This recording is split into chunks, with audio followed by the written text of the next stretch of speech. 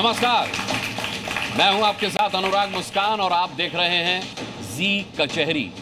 देखिए, आज की कचहरी में सोमनाथ मंदिर और उस पर हुए आक्रांताओं के हमले की चर्चा होगी। चर्चा उन अमर प्रहरियों की भी होगी जो सोमनाथ मंदिर की रक्षा के लिए अपने प्राणों की आहुति दे गए। सनातन की रक्षा करने वाले ऐसे ही वीर सपूतों पर एक फिल्म आ रही है, नाम है केसरी वीर, जिसमें सोमनाथ के अमर प्रहरी वीर हमीर सिंह गोयल, उनके साथी वेगड़ा और उनके वीर सिपाहियों की वीरता को दर्शाया गया है। और देखिए, कितना बड़ा सौभाग्य है कि इस फिल्म की स्टार कास्ट आज हमारे साथ है। एक बार जोरदार तालियां बजा दीजिए। सूरज पंचोली हमारे साथ हैं, आकांक्षा शर्मा हमारे साथ हैं, इस फिल्म की हीरोइन, और साथ ही मैं बिना विलंब किए एक सरप्राइज देने वाला हूं। यह कटघरे में कौन होगा, तालियों से स्वागत कीजिए अन्ना का। सुनील शेट्टी हमारे साथ।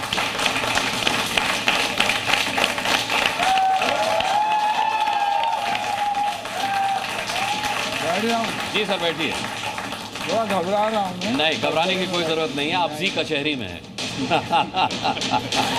जी देखिए, आज कुछ एक सवाल है। सवाल यह है कि सनातन की रक्षा करने वाले ऐसे वीर सपूतों पर इतनी देर से ऐसी फिल्म क्यों बन रही है। दूसरा सवाल होगा, भारत के वीर सपूतों पर बनने वाली फिल्मों पर कुछ लोग विवाद खड़ा आखिर क्यों करते हैं, और सनातन के रक्षकों का विरोध करना किसी बड़े टूल किट का हिस्सा है क्या। तो चलिए आज की कचहरी शुरू करते हैं, लेकिन उससे पहले जज साहब, अगर आपकी अनुमति हो तो आज की कार्रवाई शुरू की जाए। अनुमति।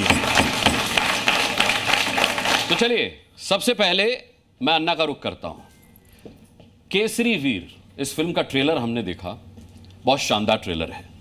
मैं चाहूंगा सबसे पहले आप हमारे दर्शकों को, हमारी ऑडियंस को यह बताएं कि फिल्म की कहानी क्या है, क्या दिखाया गया इस फिल्म में। कहानी हमारे अनसंग हीरोज़ की है। कहानी है सोमनाथ मंदिर की।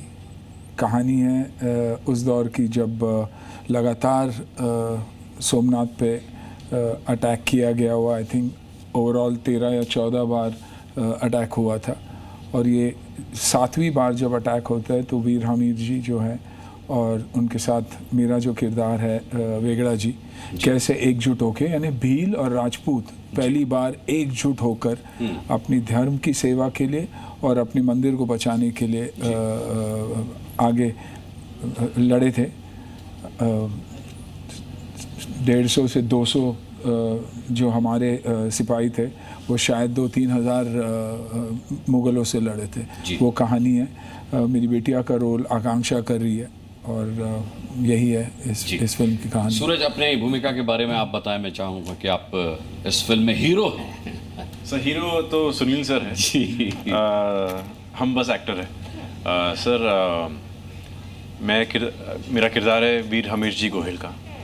जैसे सुनील सर ने कहा जी, जिन्होंने उनके लोगों के लिए, हिंदुत्व के लिए, उनके भारत के लिए, और बहुत ही बड़े शिव भक्त थे, तो सोमनाथ मंदिर के लिए लड़े थे।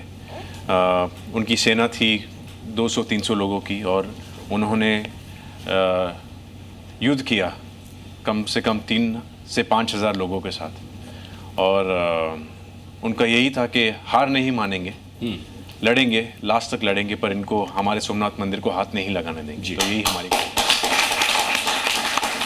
आकांक्षा हमारे साथ हैं। अन्ना ने बता दिया कि आप इनकी बेटी की भूमिका में हैं। इसके अलावा आप फिल्म में क्या कर रही हैं? मैं कहना चाहूँगी कि कई बार क्या होता है, जब ऐसी बड़ी बड़ी लड़ाइयाँ होती हैं, इतने वीरों की कहानियाँ होती हैं, उसमें जो औरतें होती हैं हम उनका क्या हिस्सा है ये भूल जाते हैं। और इसी तरह से मेरे कैरेक्टर की कहानी भी है। ये कहानी है, ये जो कैरेक्टर है वो सैक्रिफाइस, लव, करेज, इन सब को दर्शाता है। एंड इस फिल्म के ज़रिए हमने एक छोटी सी कोशिश की है एक ऐसी कहानी बाहर लाने की जिसका जानना हम सबके लिए बहुत ज़्यादा ज़रूरी है। जी, चलिए, बाकी सस्पेंस में खोलने के लिए नहीं कहूँगा, और इतिहास के पन्नों से उठाई गई कहानी है तो कोई सस्पेंस ऐसे भी है नहीं उसके अंदर। आक्रांताओं से किस तरीके से सोमनाथ टेम्पल बचा था, किस तरीके से आक्रांताओं ने उस वक्त आतंक मचाया था, ये फिल्म उसके बारे में है। आज उसी आक्रांता का रूप ले लिया है आतंकवाद ने। जी। आप बॉर्डर फिल्म में भी थे और अभी हमने उस तरीके का एक शौर्य देखा अपनी सेना का।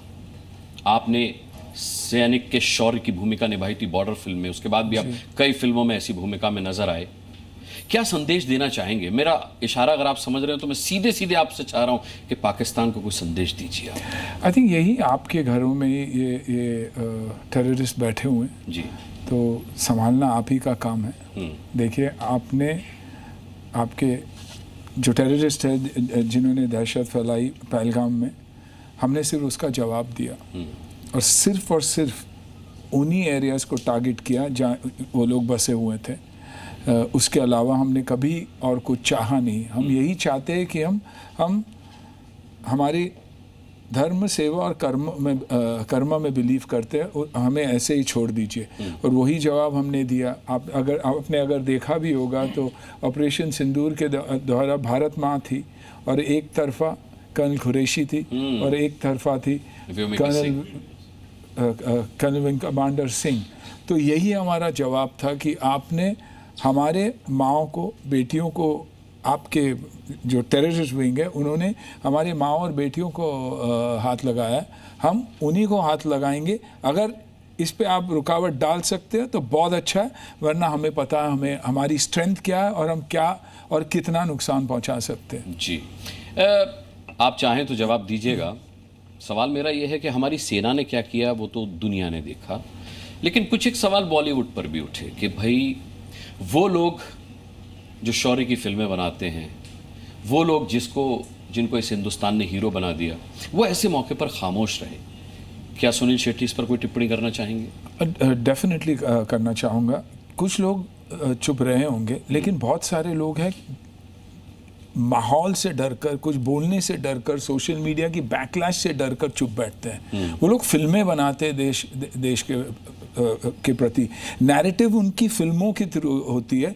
तो कहीं ना कहीं हमें ये देखना चाहिए कि हमेशा बॉलीवुड क्यों, हमेशा क्यों हम बॉलीवुड को ही टारगेट करते रहते हैं। हर चीज़ में, ड्रग्स के बारे में तो बॉलीवुड है, बाकी चीज़ों के बारे में भी बॉलीवुड। कहीं ना कहीं वो डर बैठा हुआ। आई थिंक वो कॉन्फिडेंस लोगों को, हमारे एक्टरों को वो कॉन्फिडेंस देना ज़रूरी है कि आप आगे आइए, आप जो बोलना है बोलिए, हम आपके साथ हैं। बोलेंगे तो ख़राब है। आज मैं बोल रहा हूँ तो मुझे उतनी नेगेटिव बैकलैश भी मिल रही है। कितनी सारी गालियाँ मेरे टाइमलाइन पे। सुनील शेट्टी उससे थोड़ी डरते होंगे? नहीं, डरता बिल्कुल नहीं हूँ, इसीलिए तो थोड़ी टी शर्ट उठा के ऐसे कर देंगे तो मैं काश ऐसे होता तो, काश भाग जाएंगे वो लोग। काश जो हमारे फौजी जो कर पाते, हम 0.001% भी कर पाते। हम किरदार तो डेफिनेटली निभाते हैं फिल्मों में अपने वीरों की, लेकिन कहीं ना कहीं हमें भी पता है कि हम सिर्फ उन्हें डिपिक्ट कर रहे, तो वहाँ भी हमें डर लगता है कि क्या हम उन्हें सही तरीके से डिपिक्ट कर रहे हो। बहुत ही बड़ी रिस्पॉन्सिबिलिटी होती है। और इसलिए मेरा कहना, आप देखिए, हमेशा हमारी नैरेटिव बॉलीवुड ने ही आगे बढ़ाया। बॉलीवुड ने ही फिल्में वीरता के बारे में फिल्म बनाई। अभी अगर हमारी फिल्म भी है तो वो भी उसी इंडस्ट्री ने बनाई फिल्म है। अभी विकी कौशल की जो फिल्म आई थी उरी जो बनी थी, वो भी वैसी ही फिल्म थी। तो हमारी नैरेटिव हम अगर सिनेमा और आर्ट के थ्रू दे तो बहुत अच्छा है। बाकी जवाब तो लोग दे ही रहे, लेकिन बहुत सारे फील्डों में लोग चुप बैठे। यस, एक जॉइंट नैरेटिव होना चाहिए था, क्योंकि हमारी 140 करोड़ की लोगों की आबादी इतनी बड़ी और इतनी पावरफुल है कि अगर एक जॉइंट नैरेटिव होता तो दुनिया का नज़रिया कंप्लीटली अलग होता। मुझे ये सवाल इसलिए सूझा क्योंकि मुझे लगता है कि हीरो को एक इस तौर पे देखा जाता है, भाई आप जाते हैं पाकिस्तान में हैंडपंप उखाड़ देते हैं जी, आप बॉर्डर पर होते हैं तो आप जय माँ काली करके दुश्मनों का नाश कर देते हैं। तो मुझे लगता है कि लोग एक्सपेक्ट करते हैं ऐसे वक्त में कि सुनील शेट्टी उठें और कुछ कहें, अक्षय कुमार उठें और कुछ कहें, सनी देओल उठें और कुछ कहें। मुझे लगता है कि आप लोगों का कुछ कहना बहुत बड़ा हौसला दे जाएगा किसी को। आपको नहीं लगता कि मतलब जब फिल्मों में लोग ताली बजाते रिलेट करते हैं आपसे, और ऐसे में वो आपको उसी भूमिका में देखते हैं जिस भूमिका में उन्होंने आपको फिल्म में देखा होता है, तो ये बहुत ज़रूरी है बोलना। इसलिए मैं अभी देखिए इंडस्ट्री के पॉइंट ऑफ व्यू से मैं बोल नहीं सकता, लेकिन मेरे पर्सनल पॉइंट ऑफ व्यू से मेरा स्टेटमेंट तो आई थिंक जिस दिन हुआ उसी दिन मैंने अपनी स्टेटमेंट और अपनी फीलिंग कह दी। इसलिए मैं फिल्मों भी वैसे ही करता हूँ, मेरा बर्ताव भी वैसा है और मैं सोचता भी वैसा ही हूँ। मुझे पता है कि मुझे इस जंग में army, navy, air force, BSF, CISF, NSG commandos, police, marine हो या फायर हो या बाकी रेलवे पुलिस हो, सभी ने एकजुट होकर काम किया है। आप देखेंगे क्योंकि बॉर्डर पे जितना तैनात रहना था, हमें हमारे रेलवे स्टेशन, पब्लिक प्लेसेस में भी उतना ही तैनात रहना था। CRPF का भी काम है। तो आई थिंक एकजुट उस तरीके से हम हुए। वॉइस मैं डेफिनेटली कहता हूँ कि एक वॉइस होना चाहिए था सबका, जो हुआ नहीं। लेकिन फ्रॉम एन इंडस्ट्री पर्सपेक्टिव मैं जानता हूँ, क्योंकि जितने मेरे दोस्त हैं उनको कितनी लगाव है इस देश से, कितना प्यार है। यू नो, ऑफ कोर्स अगर मौका मिलता तो शायद बंदूक उठाकर भी हम बॉर्डर पे जाते, वो डर नहीं है, लेकिन हम वो नहीं कर सकते। तो हमें ये देखना है कि हम किस तरीके से अपनी देशभक्ति दिखाए, और वो आई थिंक हम सब में वो बात होनी चाहिए। और when it comes to the country and danger, it should be one voice, एक ही आवाज़ होनी चाहिए, और वो है, क्योंकि मैं मानता हूँ, यू नो, इट्स हमारा देश हमारी स्ट्रेंथ है। ऑलवेज करेज, ऑलवेज इंडिया, ऑलवेज इंडेटेड। सूरज, आपसे एक सवाल मैं पूछना चाहूँगा कि सुनील शेट्टी जी ने तो एक बहुत लंबा अरसा इंडस्ट्री में जी लिया, आप अब इंडस्ट्री में उभर रहे हैं, स्थापित हो रहे हैं। एक ट्रेंड शुरू हो जाता है जब एक्टर खामोश रहते हैं, जब हीरो खामोश रहते हैं, जब इंडस्ट्री कुछ नहीं बोलती, तो लोग कई बार बॉयकॉट का ट्रेंड शुरू कर देते हैं कि भाई इस एक्टर ने कुछ नहीं बोला, हमने इसको इतना प्यार दिया, अब इसकी आने वाली फिल्म का बॉयकॉट करो। आप इस ट्रेंड को ठीक मानते हैं? जी नहीं सर, क्योंकि आप एक्टर का बॉयकॉट तो आप करते हो, भले वो एक्टर की गलती हो या ना हो, पर वो फिल्म को जुड़े हुए कम से कम 500 लोग रहते हैं। लाइटमैन, स्पॉट बॉय, कैमरामैन, जो पोस्ट प्रोडक्शन में काम करते हैं, जो प्री प्रोडक्शन में काम करते हैं, कितने लोगों की सैलरीज जी पे भी रुक जाती है सर, क्योंकि फिल्म रिलीज होने के बाद भी सैलरीज लोगों की मिलती है। तो I think that is not fair, क्योंकि सिर्फ एक एक्टर के वजह से इतने लोगों को का नुकसान नहीं होना चाहिए। आई थिंक बॉयकॉट वाला जो ट्रेंड है वो I think it's little unfair. हाँ, किसी ने सही में कुछ गलत किया हो तो maybe the court should take the decision, क्योंकि हमारा लीगल सिस्टम काफ़ी अच्छा है, and I think they are the boss, the जज is the boss. But I think boycott is very bad, because for the entire unit it is a demotivation and it's not fair. देखिए, और देखिए, देश की narrative हमेशा बॉलीवुड ने की है। हमारे म्यूज़िक के वजह से आज हमारे जो बच्चे हैं, जो बाहर जिनकी पैदाइश बाहर है, वो दोबारा देश में आए because of the connection of our music. फौज में लोग भर्ती होते हैं जब इंस्पायरिंग फिल्में देखते हैं। तो कहीं ना कहीं ये बॉयकॉट वर्ड बहुत हार्श वर्ड है। हम पिछले पैंडेमिक से इस दौर से गुजरते आ रहे हैं जी, और कहीं ना कहीं ये फिल्मों पे इम्पैक्ट भी हुआ, बिजनेस भी कम हुआ है, लोगों को भरोसा हट रहा है इस इंडस्ट्री से। वैसा होना नहीं चाहिए, क्योंकि जैसे सूरज ने कहा, बहुत सारी जिंदगियाँ इससे जुड़ी हुई है। उल्टा एनकरेज करते हुए एनकरेज करना चाहिए कि फिल्में बनाओ तो एक सॉलिड नैरेटिव के साथ। एक बात ऐसी छिड़नी चाहिए और होनी चाहिए कि ऐसा कुछ भी जब देश में हो, जब ज़रूरत हो, तो जिस मुखर होने की जिसकी आशा करता है यहाँ का यूथ, उस तरह से मुखर होना चाहिए। अभी नहीं दिखा। अभी इस बार जिस तरीके से एक बड़ा समुदाय है बॉलीवुड के अंदर, उसको खुल के आना चाहिए था, उसको अपनी बात कहनी चाहिए थी डिफरेंट प्लेटफॉर्म्स पे, मुझे लगता है नहीं किया। मैं भी नाम नहीं लूंगा, फिर आप रिएक्शन देने से कतराएंगे, लेकिन क्यों नहीं सुनील शेट्टी इस ट्रेंड को शुरू करते? जैसे आप वो बॉर्डर में धारते हैं ना, सुनील शेट्टी ने डे 1 से ये ट्रेंड किया हुआ। मैंने ऑपरेशन सिंदूर के बारे में भी बोला था और पहलगांव के भी बारे में बोला था कि एकजुट होना चाहिए हमें। डर, वो डराने की कोशिश कर रहे, वो डर कभी हमारे अंदर आना नहीं चाहिए। और अगर किसी जगह को सपोर्ट करना है, कहीं के लोगों को सपोर्ट करना है, तो ये जो बॉयकॉट ये जो डर फैलाया गया कश्मीर में, हमें हमारी अगली डेस्टिनेशन कश्मीर ही बनाना चाहिए, हॉलिडे डेस्टिनेशन। वहाँ हम दिखाएंगे कि वहाँ जाने से हम ये दिखाएंगे कि डर नहीं है हमें पता है कि हमारी सेना वहाँ है और वहाँ हम हमारी सेना तैनात भी है और हम एब्सोल्युटली सेफ है। जी हमारे साथ कर्नल चौबे हैं, मयंक चौबे। सर आपका सवाल। देखिए सुनील जी, सैनिक होने के नाते मेरा प्रश्न आपसे होना चाहिए नायक भैरव सिंह राठौर के लिए जी, लेकिन आज मैं सबके सामने वो प्रश्न करना चाहूँगा जो असली सुनील शेट्टी को दुनिया के सामने लाएगा। 16 साल की एक बच्ची थी नेपाल में, नाम था अनु तमंग जी। खेत में काम कर रही थी, चारा काट रही थी, उसको लोगों ने अगवा किया और मुंबई के कमातीपुरा में पहुंचा दिया। 22 महीने के लिए वो वहां रही। 22 महीने बाद 128 ऐसी बच्चियों को किसी एक व्यक्ति ने जेट एयरवेज की फ्लाइट से वापस नेपाल पहुंचाया, अपने पैसों से, अपने पूरी साख को सामने रखते हुए उनके जाने का पूरा प्रबंध किया और उनकी सासू माँ ने उनका साथ दिया था इसके पीछे। और वो व्यक्ति और कोई नहीं था, सुनील शेट्टी थे। आज मैं उनको ग्रैंड सैल्यूट करना चाहूंगा उसके लिए। ये कहानी सुनील जी मैंने इसलिए बताई है क्योंकि लोगों को असली सुनील शेट्टी के बारे में कुछ नहीं पता है। ये है असली सुनील शेट्टी जो आज आपके कटघरे में बैठा है। मैं चाहूंगा इसको कटघरे से उठा के कंधों पे उठा लिया जाए। वाह। कर्नल अनुराग शुक्ला हमारे साथ हैं। मैं ऑडियंस के पास जाऊं उससे पहले एक सर आपका सवाल। मेरा कोई सवाल नहीं है। To tell you very frankly, मैं आपकी तारीफ ही करना चाहता हूँ। मैंने आपकी जो पहली पिक्चर जो मैंने अपनी देखी थी वो मेरी थी बॉर्डर, और उस समय मैं नया नया आर्मी में भर्ती हुआ था।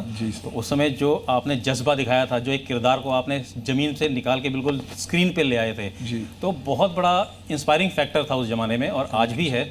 और अगर हम फौज की देखें तो बहुत कम पिक्चरें ऐसी बनी हैं जिसके अंदर की एक फ़ौजी की जो मन की भावना होती है सच में बाहर निकल के आई हैं और लोगों तक पहुंचने में कामयाब हुई हैं। और आज जब आप दोबारा मेरे से मिले हैं इतने सालों के बाद और आप एक नई फिल्म लेके आ रहे हैं जिसके अंदर फिर आपने एक जज्बाती सोल्जर का किरदार निभा रहे हैं, तो मैं आपका तारीफ़ करना चाहता हूँ पूरी तरह। ऐसी तारीफ़ मैं सबको ये कहना चाहता हूँ कि ऐसी फिल्में और बननी चाहिए, देश की गौरवान्वित होना चाहिए। बहुत सारा हमारा इतिहास दब गया है और आज सच में ज़रूरत है कि उन सोल्जर्स की आत्माओं को याद किया जाए जिनको कहीं हिस्ट्री में दबा दिया गया है। Sir first of all it's a dream come movement for all of us.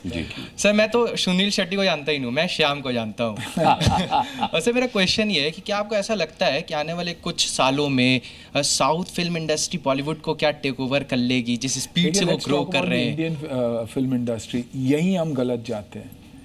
हम अपने आप को कंपटीशन में लगा देते, तो ये सोच आप बदल दीजिए। साउथ भी हमारा ही हिस्सा है। बिल्कुल 11 या 12 स्टेट्स में फिल्में बनती है, तो हम 12 फिल्मों की बात करें। इसलिए हमने CCL शुरू की थी। हमने सेलिब्रिटी क्रिकेट लीग 10-12 साल पहले शुरू की थी ताकि हम सारे इंडस्ट्री को एकजुट करना चाहते थे।